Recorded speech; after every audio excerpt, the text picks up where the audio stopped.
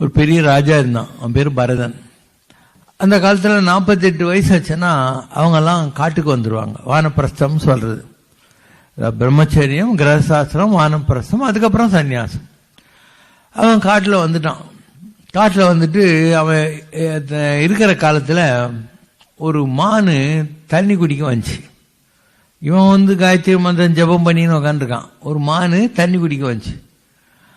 அந்த மான் இருக்கு இல்லையா, பிரெக்னென்ட்.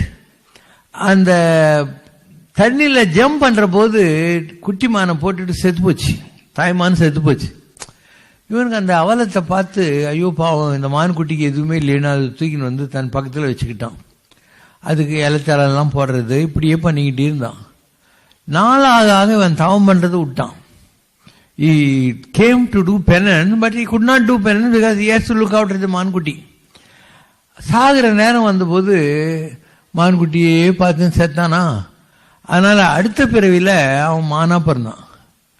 இதுதான் சித்திரகுப்தம்ங்கிறது. Chitraguptam is not a person. குப்தம் மீன்ஸ் ரகசியம், சித்திரம் மீன்ஸ் ஓவியம். So Chitraguptam is a secret portrait which is projected before your eyes at the time of your breath leaving your body.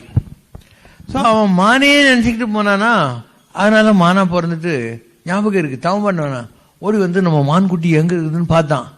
அது எங்க இருக்குது, இவனை விட்டுட்டு மற்ற மானுங்கெல்லாம் கூட போய் ஜாலியாக சுத்தின்னு இருக்காது. இவனுக்கு புத்தி வந்தது, மான் மேல வச்ச ஆசையினால நான் மானா பிறந்தேன் அப்படின்னு சொல்லிட்டு எல்லா ரிஷிகளும் யாகம் வளர்த்து பூஜை பண்ற இடத்துல அப்படியே உட்காந்து இருந்தான். எதுவுமே சாப்பிடல. இந்த வேத மந்திரங்கள் எல்லாம் கேட்டு கேட்டு கேட்டு அப்படியே இருந்து உயிரை விட்டான்.